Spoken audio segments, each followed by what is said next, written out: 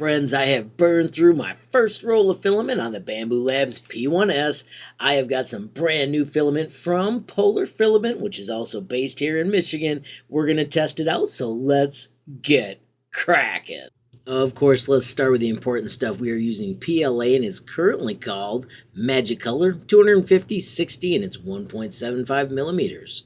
If we look over here, you've got the About This spool, and there's a QR code where we can check for more information. As you can see, it's only a week old.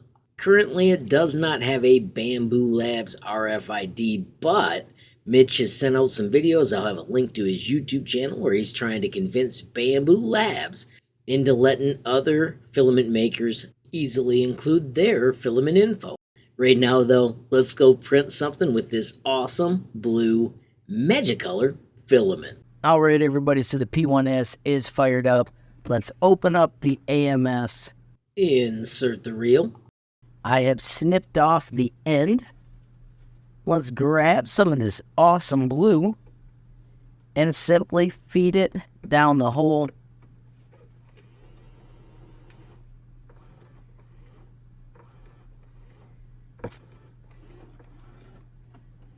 We'll let it do its thing. And let's head over to Bambu Studio and let's get our first print running. So the design we're going to print today is a gyro fidget. I'm going to type gyro in the search. This was created in Tinkercad. Of course, this is my printable one, but I might as well mention there is also a sweet SimLab gyro you can check out as well. I'll make sure there is a link in the description. So let me show you, this is the gyro fidget. As you can see, those pins are going to print in place. When it's done, it'll spin. Underneath, it'll say HLModTech YouTube. Let's grab the entire thing and choose export and save it as an STL. I've exported this several times, so I'm just going to call it gyro and keep the one and save the changes. Now we can switch to Bambu Studio. Of course, we're going to start a new project, and we're going to add that file. There is my Mount Pisgah gyro. As you can see, it came in easy peasy. Right now, it's set to generic ABS. I'm going to switch over here to objects, and I'm going to switch it to the brand new Polar Filament. Now you'll notice it does not know that that filament's in there yet. Let's fix that real quickly by clicking on device, and we simply need to edit this location right here. I'm going to just stick with generic PLA at this moment, but I am going to fix the color and make it closer to the awesome blue that's in the printer. And I'm going to confirm that setting. If we move back to our Prepare tab, I am going to resync. Bingo. Now we've got the awesome blue. I am going to slice the plate. It's going to take about 20 minutes.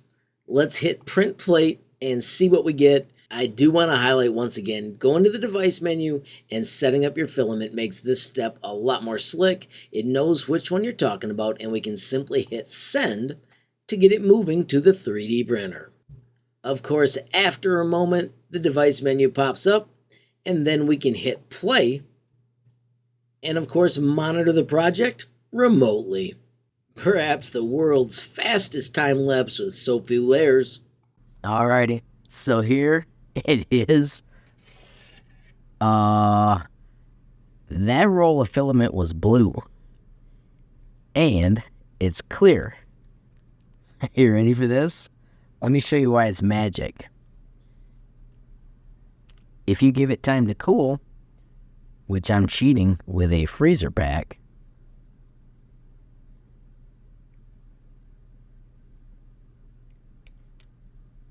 the filament turns blue. How cool is that? And after just a couple minutes, bam, it is truly blue. And of course, let's highlight, it is a fun gyro spinner created in Tinkercad, printed on the Bambu Labs P1S with some awesome Polar Filament. Finally, friends, if you enjoyed the video, please give it a like. Please also hit that share button so more people can learn about HLModTech. Don't forget, you absolutely make my day if you take time to leave a comment down below. And if you haven't subscribed yet, what are you waiting for? Smash that subscribe button. And last but not least, hit that notification bell if you want to be the first to know when there's a brand new video from me, HLModTech. Thanks for watching. Have a great day.